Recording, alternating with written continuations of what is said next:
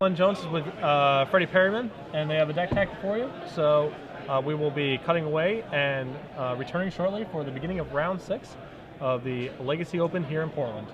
See you guys in a bit.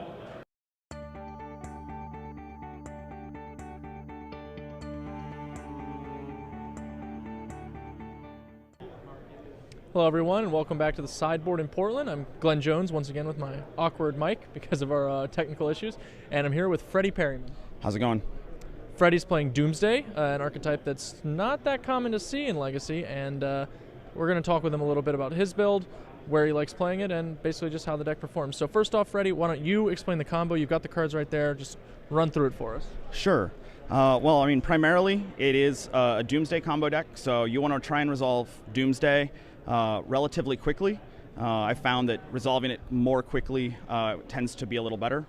But primarily what you're doing is you're trying to get Laboratory Maniac into play, and with no cards in your library, draw a card and win the game. So a bit of an alternative win condition there. Steve Menendian is the one who designed this deck, and you use cards like Unearth to bring your Lab Maniac back, and it's kind of it's the essence of the deck. It's a bunch of counter spells, draw spells, and Doomsdays.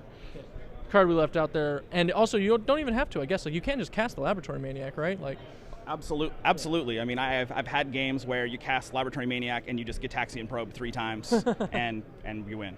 Sure. Doomsday lets you stack the top 5 cards or I should say stack the last 5 cards.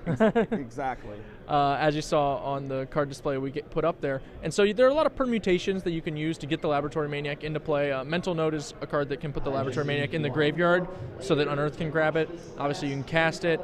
Cabal Therapies, Ponders, the whole 9 yards are a variety of ways to just make sure you have access to your Laboratory Maniac. But Freddy actually has an interesting transition for the post-boarded games where he might not want to put a Laboratory Maniac into play.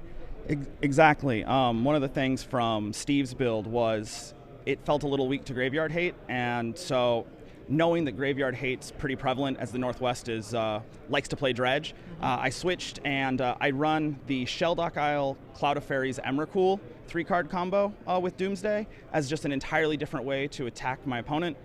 It doesn't involve the graveyard, and they don't usually see it coming. A lot of the times they board out a lot of removal spells or O-rings, things like that. So just an alternative way to attack the game. So what decks have you struggled with generally in testing, and what decks do you think are your best matchups? Sure. Well, for the last month or so we've been testing, and most matchups are pretty favorable. I mean, most matchups are pretty favorable game 1. A lot of the time they don't know what's going on. The decks that you really don't want to see are decks that are just faster than you.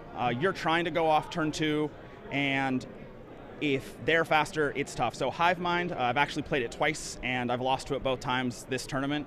But creature decks, decks that play somewhat fair, you really want to exploit those decks. Also decks that can stumble, do anything else. You have some disruption. You have a lot of counter spells through Force of Will, Spell Pierce, and Misdirection, so you can interact with your opponent quite a bit. So I'm looking for creature decks, or I'm looking for decks that are just a little slower. Do you have any especially spicy sideboard options for the other combo decks?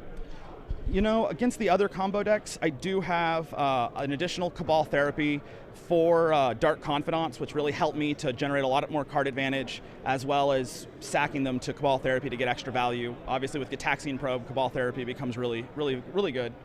And after that, 2 Spell Skites and removal spell. So, and then I do run 1 Devastation Tide main board as kind of a catch-all.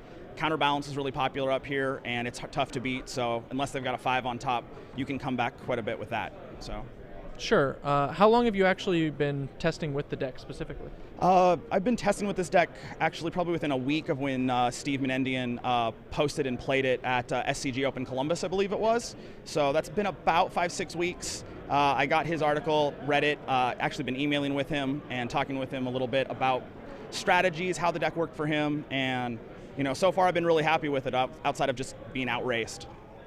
For those not aware, Steve actually has a copious primer, I believe, on The Source is the website, correct? This one was on Eternal Central, but it's 40 pages on how to play this. Plus there's an addendum, which is another 5 or 6 pages. So the guy writes pretty extensively.